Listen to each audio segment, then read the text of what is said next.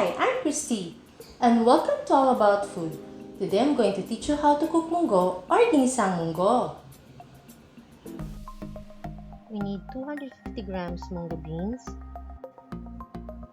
4 cloves garlic, 1 medium onion, 2 ripe tomatoes, 1 cup malunggay leaves, 250 grams pork, nor cubes, cooking oil, salt and pepper, water. Kitchen utensils, casserole, frying pan.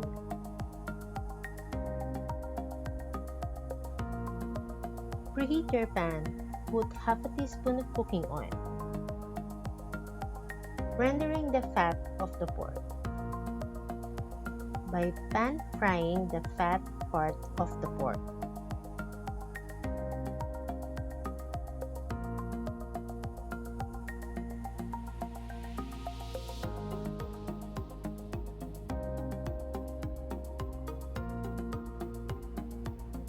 Procedures on how to clean munggo, please see the description below.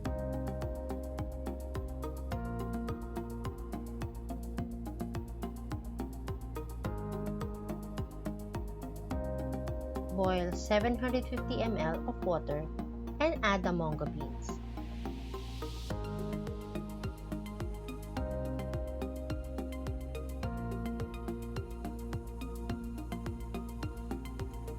Put the nor cubes, salt and pepper, and let it boil.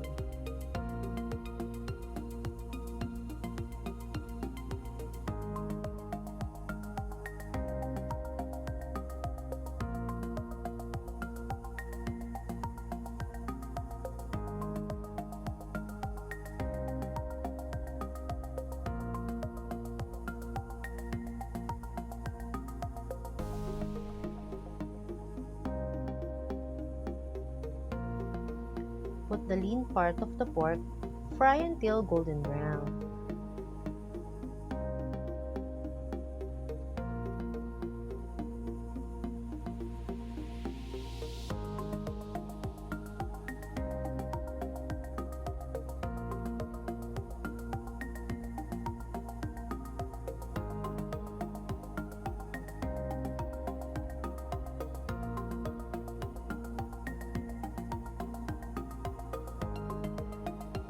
When the meat is already golden brown, set it aside, and in the same pan, sauté garlic, onion, and tomatoes.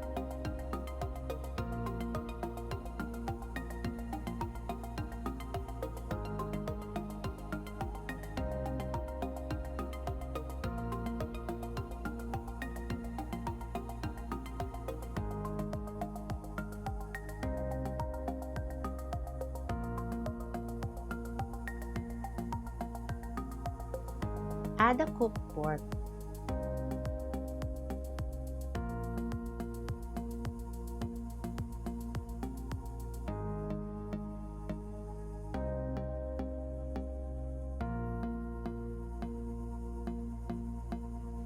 Add salt and pepper and toss it for 5 minutes.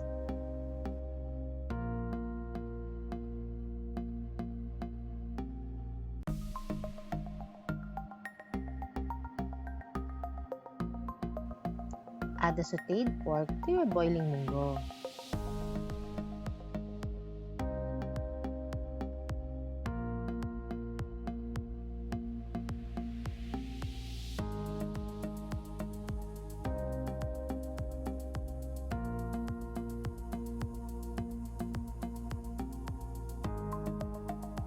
Simmer this until the pork is tender. When the pork is tender, add the malunggay leaves. Simmer this again for 5 minutes.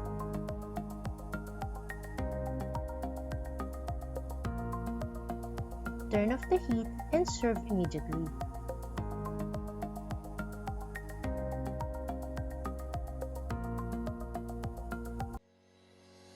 Our finished product, Ginisang Monggo. Thank you very much to all my subscribers. If you like this video, please give it a thumbs up. Please consider subscribing to my channel. Hit that notification bell so you'll be notified every time I post a new video. Have a great day! Thank you for watching.